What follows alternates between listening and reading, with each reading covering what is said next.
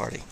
Now, even though in 1889 the Northern and the Southern Alliance had combined or merged into one alliance, they did behave a little bit differently. In the 1890 midterm elections is what I'm referring to there, meaning a presidential election happens every 4 years. In between, every 2 years in between, you have the midterm elections. The Southern Alliance basically ran candidates to try and take control of the Democratic Party, and the Northern Alliance ran third-party candidates. In 1892, which was a presidential election, you had 800 members meet in St. Louis, Missouri. The majority of them were Alliance members. Over 100 of them were African Americans. And there were some representatives of labor organizations and other reformers, Granger's Greenback Party, and so forth. So in the early 1890s, the Alliance does form the People's Party, called the Populists, the era's greatest political insurgency. The Populists appealed not just to farmers, but to all, quote, producers, people who made stuff, including miners, industrial workers to a lesser extent, and small businessmen. But most of its supporters were cotton and wheat farmers in the South and West. The Populists organized massive educational campaigns using pamphlets, newspapers, and revival-style mass meetings throughout the country. This was the last expression of the 19th century idea that America was a commonwealth of small producers whose freedom rested on individual ownership of productive property and the dignity of labor.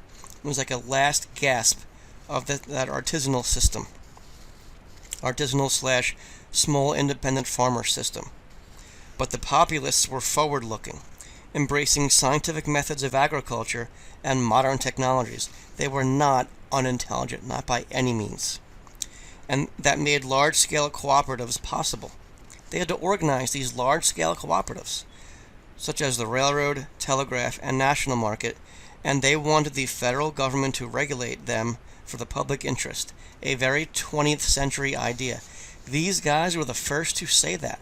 A lot of what FDR eventually does in the New Deal, these guys said first. So let's get to the Populist or the People's Party.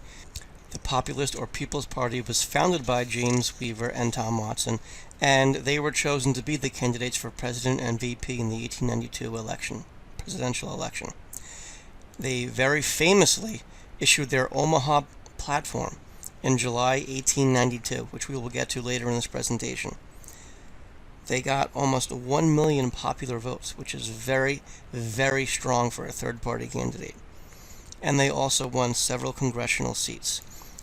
And as you can see in the next slide, much of their support comes from the South and the West. So let's get to that famous Omaha platform of 1892. Okay?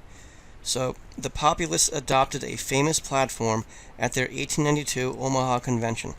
It proposed many measures to restore democracy and economic opportunity for ordinary Americans, some of which came to pass in the next century. So it was quite forward-looking, such as direct election of U.S. senators, a progressive era legislation, government control of currency, the Federal Reserve, a graduated income tax, meaning the more money you make, the greater percentage you pay, low-cost public financing for farmers, and workers' right to organize unions, a second New Deal agency, 1935.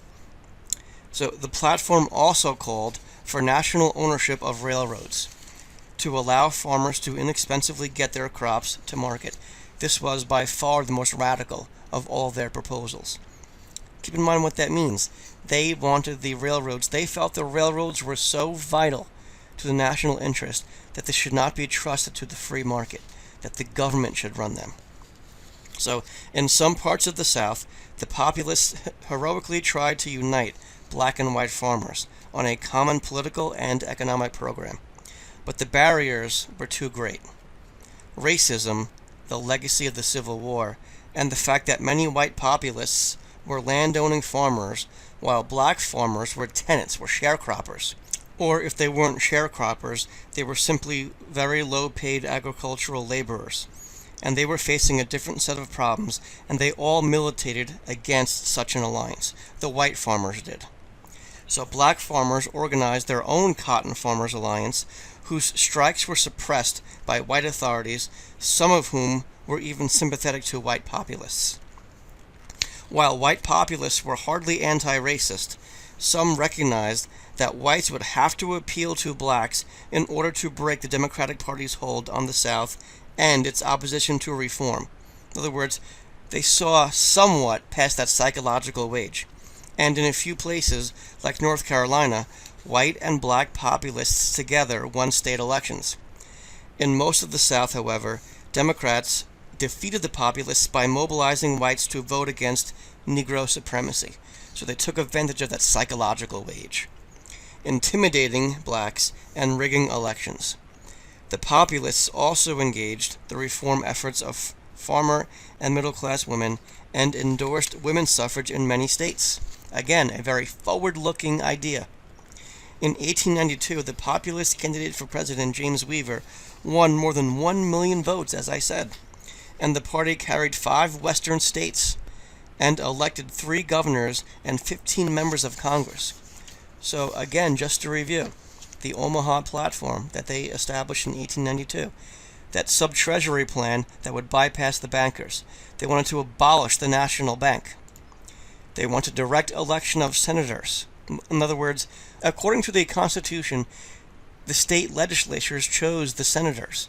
It was not until the Progressive era that we began directly electing our Senate, our U.S. Senate. They wanted government ownership of the railroads, the telephone, and telegraph companies. In other words, again, the argument was these industries are too vital to the American public to be left to the profit motive, to be left to the free market. And they also wanted government-operated postal savings banks. They wanted restriction of immigration. In other words, they wanted less competition. They wanted an 8-hour workday for government employees.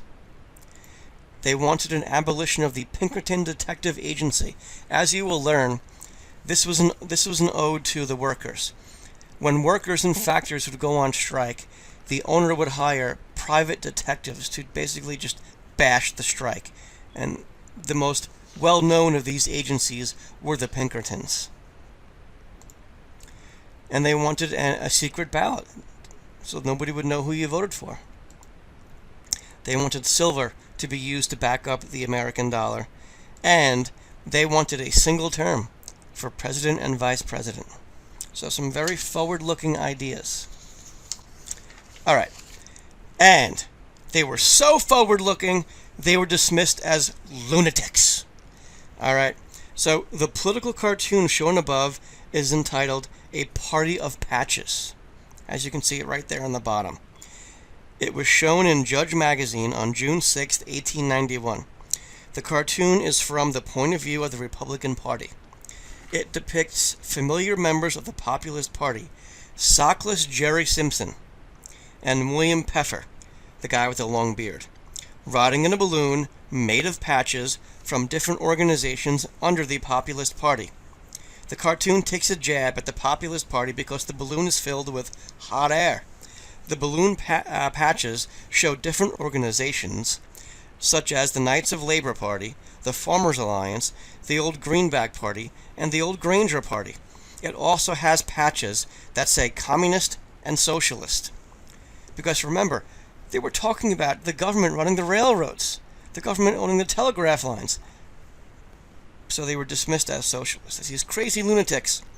The Populist Party was not socialist, even though they had some socialist ideas, such as transportation, the railroads, and communication programs, the telegraph lines. They thought they should be government controlled by the government in the interest of the American people. The banner on the bottom of the balloon basket reads, quote, "A platform of lunacy." As I said, they were dismissed as lunatics. According to a Merriam-Webster dictionary, lunacy means 1, insanity, 2, wild foolishness, extravagant folly, and 3, a foolish act.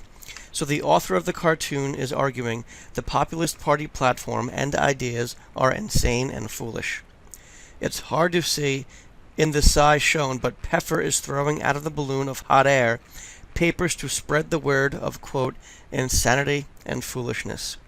The papers say free coinage, government control of railroad and telegraph, and something about greenbacks. The Greenback Party favored government-issued money. The Populist Party thinks the Republicans are greedy elitists that aren't in touch with the everyday commoner. That is, the commoner is the farmer and working class people. The Republican Party thinks the Populist Party is full of hot air and are insane for suggesting and believing in ideas of government-owned railroads, 8-hour workdays, and free coinage. Oh, such insanity. All right, so in the 1892 election, the Democratic candidate Grover Cleveland wins quite easily over the Republican candidate Benjamin Harrison. As you can see, Cleveland gets a lot of support in the South, the Midwest, and out in California. The populist candidate received most of his support in Kansas, Colorado, Idaho, and Nevada, with a little bit in North Dakota and a little bit in Oregon. So please be sure to take the quiz that is coming up shortly. We will end this presentation in 1892, and we will pick up with one more populist presentation beginning with the Panic of 1893.